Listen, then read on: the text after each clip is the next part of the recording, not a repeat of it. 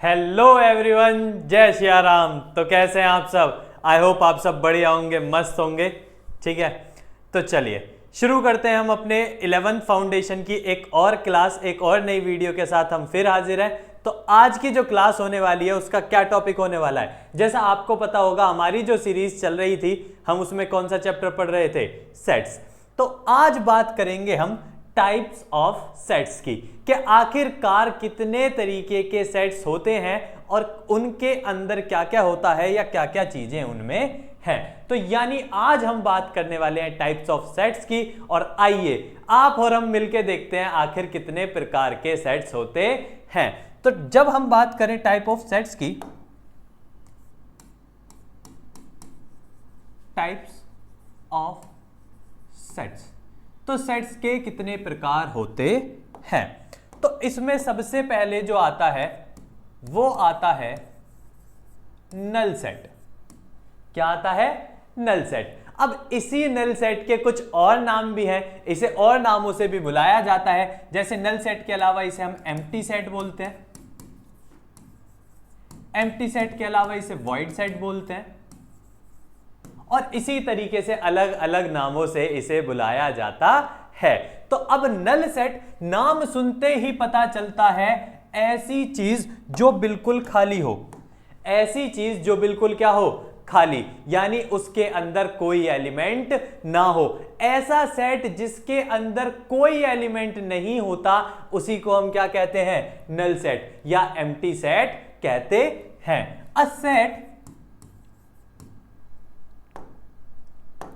set that does not contain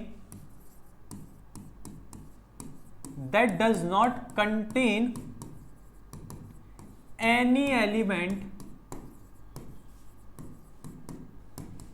is called a null set। यानी जिसके अंदर कोई भी एलिमेंट नहीं होता, बिल्कुल खाली होते हैं, उन्हीं को सबको क्या कहा जाता है? उन्हीं को नल सेट कहा जाता है। अब नल सेट कैसे कैसे डिनोट होते हैं तो वो देख लेते हैं।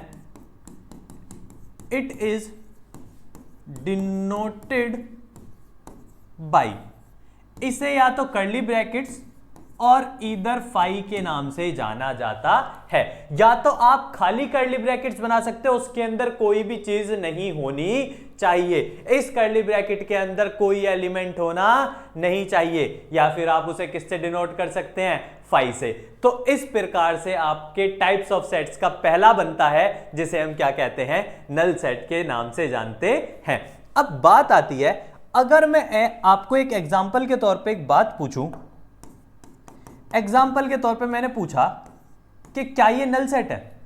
अब सब जानते हैं जीरो एग्जिस्ट, मतलब एग्जिस्ट तो करती है, मतलब जीरो की कोई वैल्यू नहीं होती। अब वैल्यू नहीं होती तो जीरो को क्या माना जाता है? कुछ भी नहीं।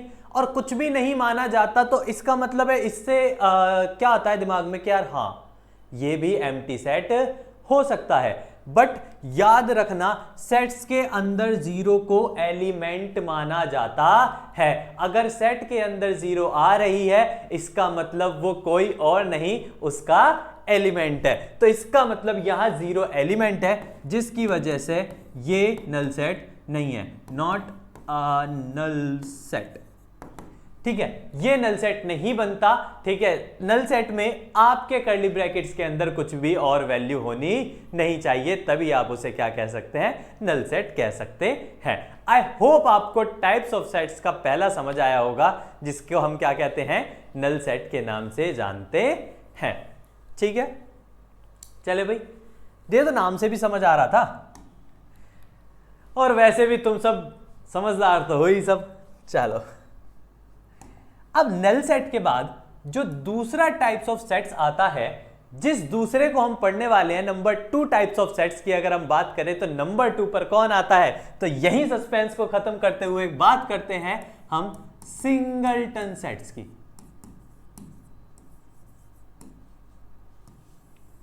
तो नंबर 2 पे आपके क्या आते हैं? Singleton set. अब सिंगलटन सेट शब्द से ही आपको समझ आ रहा होगा, सिंगल, जो कि आप बचपन से हैं, सिंगलटन सेट का मतलब है एक, सिंगल, वन, यानी ऐसे सेट्स जिनके अंदर सिर्फ एक एलिमेंट होता है, सिर्फ और सिर्फ एक, और नहीं होने चाहिए, केवल और केवल एक एलिमेंट हो, उसको हम सिंगलटन सेट कहते हैं। यानी a set that contains a single element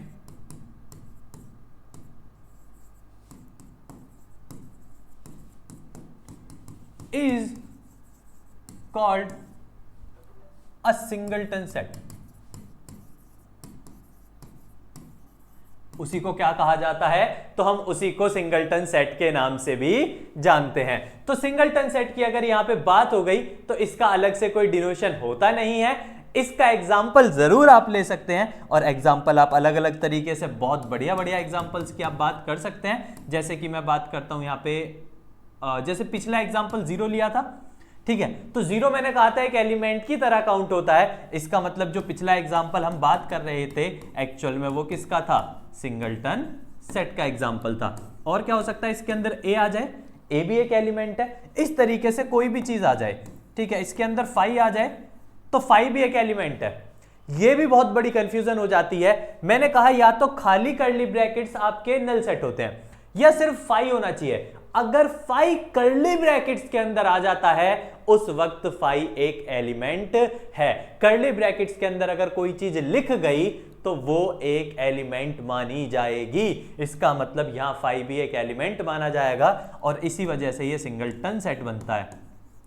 और इस तरीके से बहुत अलग अलग प्रकार के आप एग्जाम्पल बना सकते हैं और खुद भी समझ सकते हैं कि आखिर क्या होते हैं हमारे सिंगलटन सेट्स। तो आई होप आपको ये सिंगलटन सेट समझ आए होंगे, ठीक है, जिसे हम टाइप्स ऑफ सेट्स में क्या मानते हैं? नंबर 2। तो अब बात करते हैं, चलो आगे बढ़ते हैं और बात करते हैं नंबर 3 की, कि आखिर तीसरा नंबर 3 पे कौन आते हैं। तो यही इस सस्पेंस को भी खत्म करते हुए नंबर 3 पर आपके आते हैं फाइनाइट सेट्स।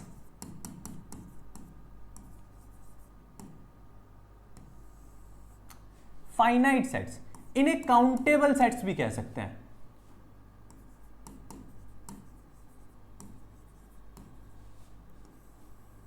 इन्हें हम काउंटेबल सेट्स भी कह सकते हैं।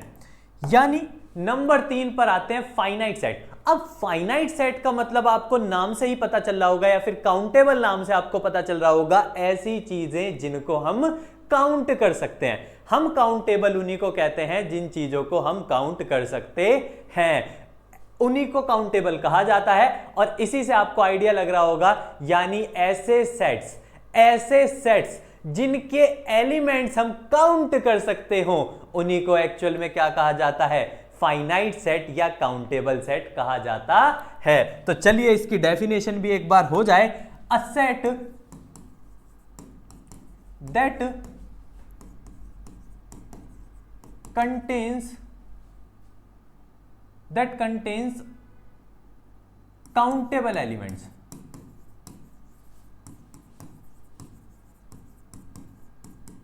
is called काउंटेबल सेट या फिर फाइनाइट सेट। यानी ऐसे जितने भी सेट हैं जिनके अंदर के हम एलिमेंट्स काउंट कर सकते हैं या बता सकते हैं काउंट करके कि इसके अंदर टोटल कितने एलिमेंट्स हैं, उन्हीं को फाइनाइट सेट या काउंटेबल सेट कहा जाता है। चलिए तो इसका एग्जाम्पल हो जाए, तो बिल्कुल इसका एक एग्जाम्पल हो जाए। फॉर एग्जाम्पल हम समझ सकते हैं कि इस सेट के अंदर ऐसे करके मैं कुछ एलिमेंट्स लिख दूं, तो मैं काउंट कर पा रहा हूं ना टोटल इसके अंदर कितने एलिमेंट हैं? 1 2 3 4 5। इसके अंदर टोटल कितने एलिमेंट्स हैं? 5। तो अगर मैं काउंट कर पा रहा हूं, इसका मतलब ये वाला जो सेट है ये किस टाइप का सेट है? तो ये फाइनाइट टाइप का सेट है, दैट इज फाइनाइट सेट है। ठीक है, हाँ भाई, यहां तक बात क्लियर है? और मजे चल रहे हैं नहीं चल रहे हैं जिंदगी के? ठीक है, अरे देखो जिंदगी में परेशानी हो तो हमें बताओ, हम हैं ना। अब फाइनाइट के बाद आते हैं इनफाइनाइट सेट्स। अब इसी के भाई हैं ये भी, अनकाउंटेबल।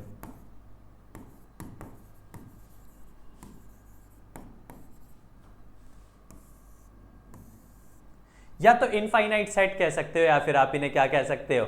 अनकाउंटेबल।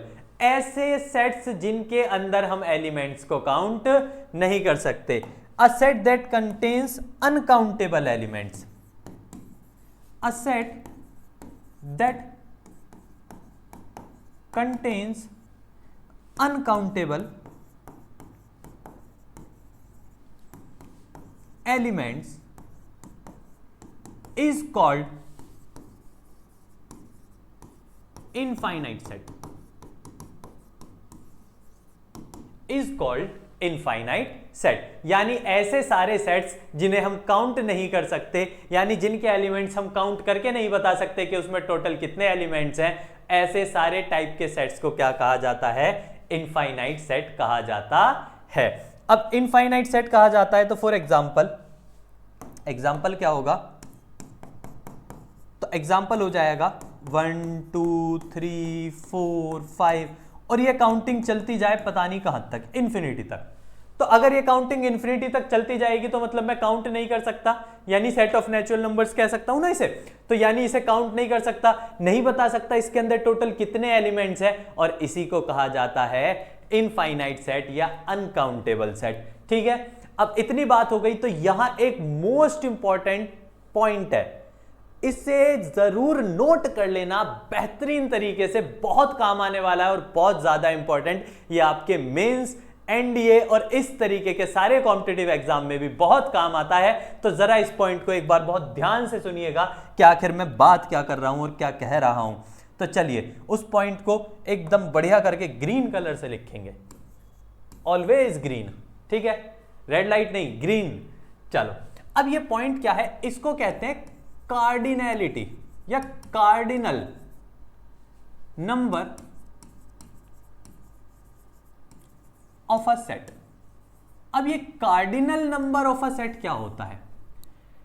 एक्चुअल में किसी भी सेट में टोटल कितने एलिमेंट्स हैं ये काउंट करना उसकी कार्डिनैलिटी कहलाती है, या फिर हम कह सकते हैं कि यही कहलाता है कार्डिनल नंबर ऑफ सेट्स। यानी इस सेट के अंदर, किसी भी सेट के अंदर टोटल कितने नंबर ऑफ एलिमेंट्स हैं ये पता लगाना कहलाता है कार्डिनल नंबर ऑफ एलिमेंट्स। अब कई बार ये एग्जाम में सेट देके पूछ लिया जाता है व्हाट इज इट्स कार्डिनैलिटी, तो आपको पता होना चाहिए कार्डिनैलिटी होती है उसके अंदर कितने एलिमेंट्स हैं, टोटल कितने एलिमेंट्स हैं। तो हम इसी बात को ऐसे कह सकते हैं फॉर एग्जाम्पल के तौर पे कि हमारे पास कोई सेट है ए और उसके अंदर ए बी सी डी है,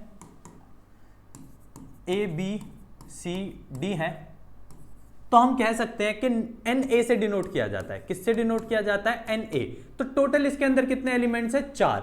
अब ये जो टोटल नंबर ऑफ, ये हो गया एन नंबर ऑफ एलिमेंट्स किसके? सेट ए के। कितने हो गए? 4।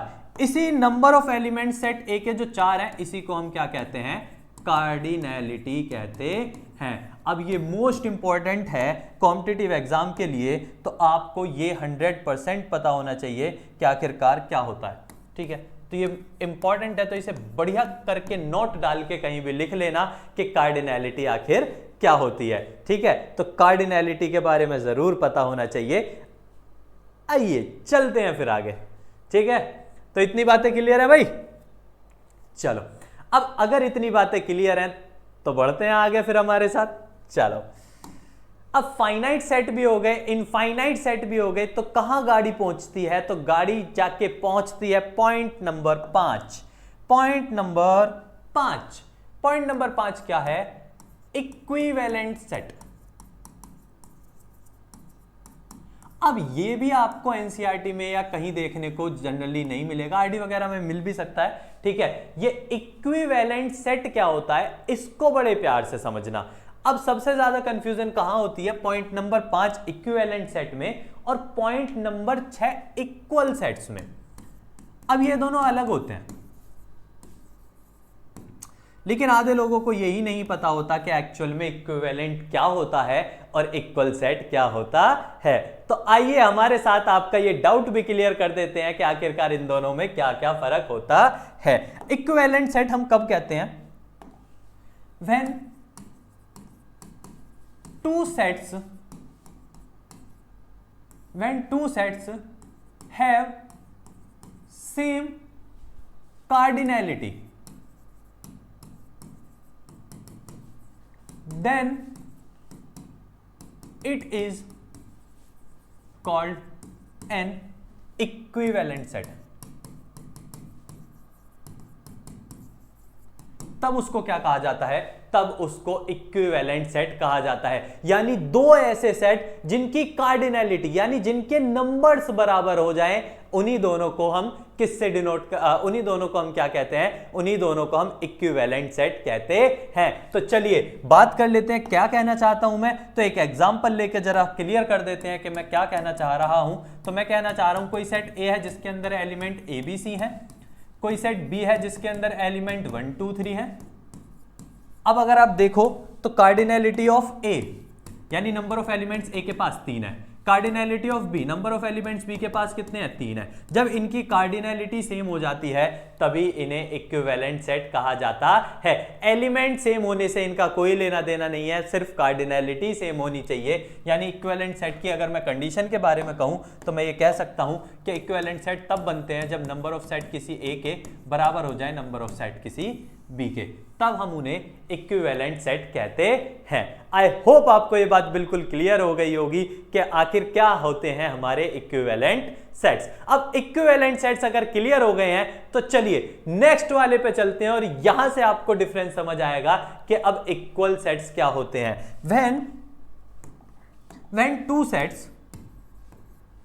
when two sets have same number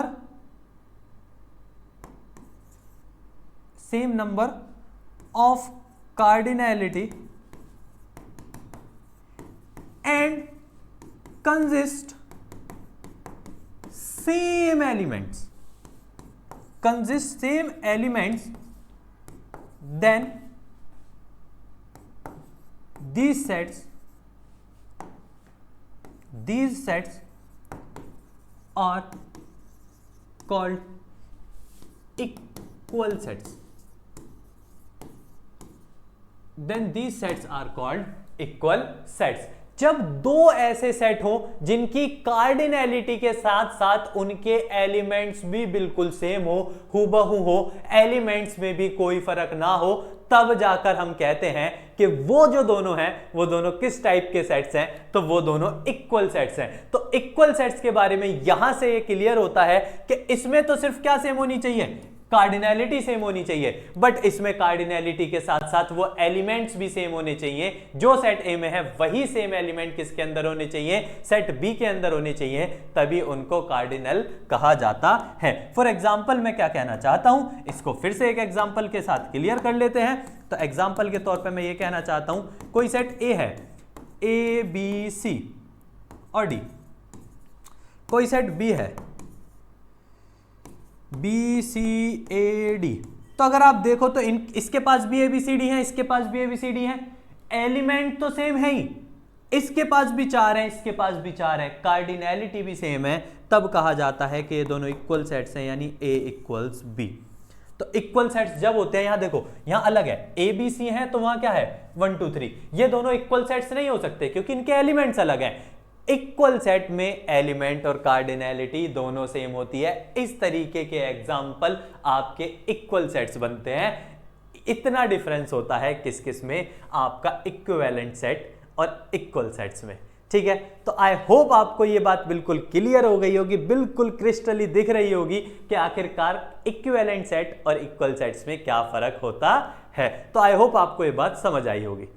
अब आपको अगर ये बात समझ आ गई है तो चलिए आगे बढ़ते हैं और आगे देखते हैं पॉइंट नंबर 7। पॉइंट नंबर 7 आते हैं universal set.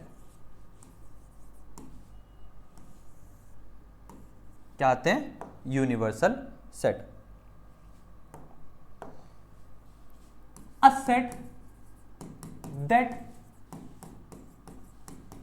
contains all the elements of other sets, then it is known as universal then it is known as universal set. और इसकी एक और डेफिनेशन होती है, या फिर सिंपल वर्ड्स में कहा जाए father of all sets. Simple word में बोला जाए फादर ऑफ ऑल सेट्स, यानी ऐसे सेट्स जिसके अंदर सारे सेट्स समाहित हो जाएं, सारे एलिमेंट्स जिसके अंदर आ जाएं, ऐसे सारे सेट्स को क्या कहा जाता है? उन सबको क्या कहा जाता है? Universal set. अब यूनिवर्सल सेट डिनोट किया जाता है, ठीक है, तो it is denoted by capital you. It is denoted by capital you.